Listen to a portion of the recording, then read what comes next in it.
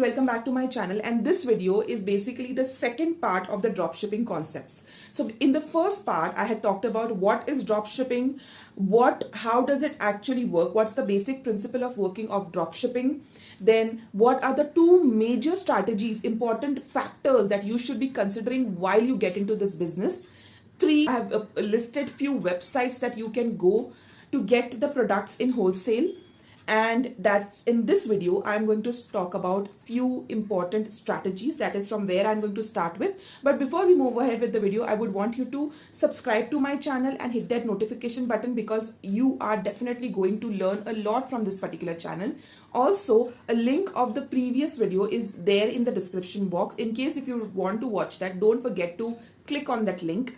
3, also do share this video if you feel that you really want to help somebody to earn some extra bucks. So let's first understand that what are the important strategies that you should be considering while doing this particular business of dropshipping.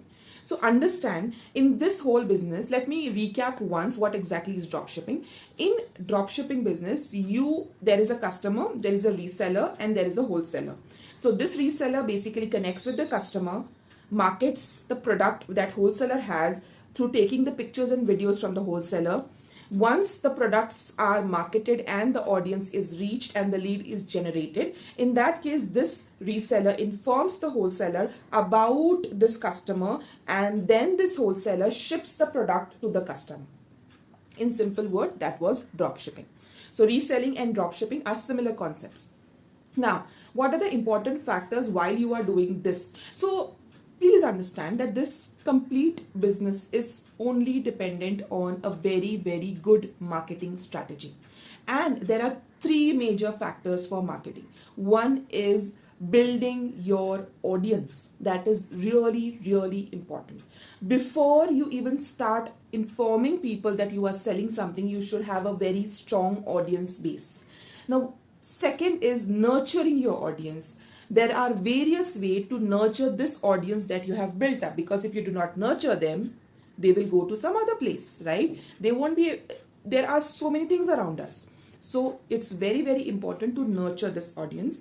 And third is to solve their problem, also known as to sell your product. Now, why I have put something called as to solve your problem here?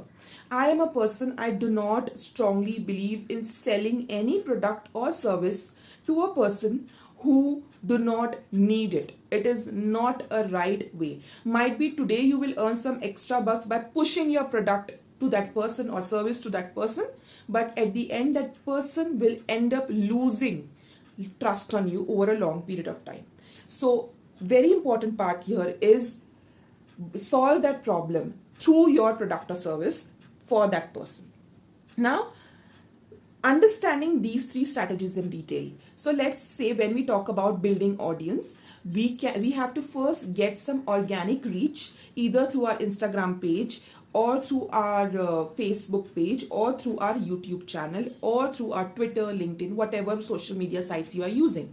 I won't recommend you to straight away go and open an e-commerce website right from day one, because it is very important. First of all, it will involve a lot of cost in that from day one, lot of investment. Rather, you can invest the same amount in marketing these pages, and then later when you feel you have reached and surpassed a certain number of audience, might as well you can develop your own e-commerce website. Secondly, nurturing your audience. What are the different ways to nurture your audience? First, very, very important way is giving out free, knowledgeable, informative content. This is the first strategy to nurture your audience. Strategy number 2 to nurture your audience is lead magnet. Now, what do you mean by lead magnet? Any freebies. It can be a free book, it can be a free video, it can be a free audio, or anything that is free and it is very helpful for that particular person. So that is lead magnet, that it attracts your audience and filter it out, and that particular audience will definitely go ahead and buy your product in future. Third strategy of nurturing audience is offers. So after you give free content, you can give lead magnets, giveaways or offers. And after that, you can basically engage with your audience, make your community, and then you can start solving their problem through your products or service. Do understand this whole process is very important, because if you do not follow this process, you won't be able to develop a sustainable business. So this process is extremely important and very, very crucial. Going to the next part, that is what are the pros and the cons of dropshipping. So let me first talk about the pros of dropshipping. So the first biggest pro of dropshipping is no dead stock. That means you do not need to buy products from the wholesaler and keep it in your warehouse and then wait that when the customer will come and buy my product. That is not required, because you can straight away sell the product through the wholesaler. So there is no requirement of dead stock. The second pros of dropshipping is very, very minimal investment is required in terms of money for this particular business. Third very important pros of this particular business is it can be done as a side hustle very well. You need not completely give your full time to this business, and yet you can earn a decent money out of it. So these are the three major pros of dropshipping.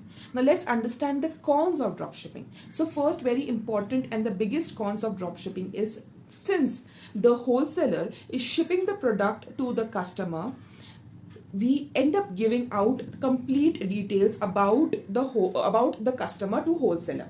In that case, if the wholesaler is not ethical, he or she might end up putting a small tag or something that this product is shipped from so and so place, and in case if you want to buy more, you can buy from so and so person straight away without considering this reseller.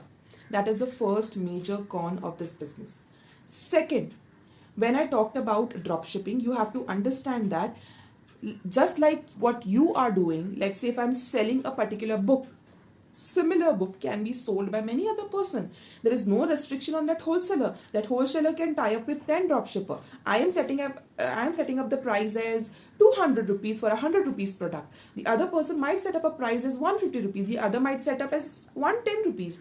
So the customer will have variety of options or price range to choose from for the same product. That is very crucial drawback of dropshipping. That's why I mentioned that developing the trust and the brand is highly important before you even start with this particular business. The third drawback of dropshipping is also, if not done well, not invested the right time, and not understood the right process of marketing, you might not earn a significant amount of money from this particular business. I hope the pros and cons are quite clear. Now let me know in the comment section if you want me to make a video on how to solve these cons of dropshipping business in a smart way. Going on ahead with the next part, that is the case study of dropshipping business. Now there is a particular company named as Bewakoof.com. Yes, that's the name of the company, Bewakoof.com. Now this company started its business in similar way. They started first selling customized product. Over a period of time, they created a beautiful brand name, which is Bewakoof. Why I'm calling it beautiful? Because it is very easy to remember. It doesn't take any efforts to remember. So once this particular domain was established, first they started with social media marketing. Once they started with social media marketing, they used the strategy of building audience, nurturing audience, and marketing your products. They did that on their social media page. They registered that domain later, and now they are one of the profitable business in Indian market for dropshipping. I hope this video was very, very helpful for you, and if you want me to come up with many more such ideas, don't forget to hit that like and subscribe button. Until then, stay tuned to my channel. Take care. Bye-bye.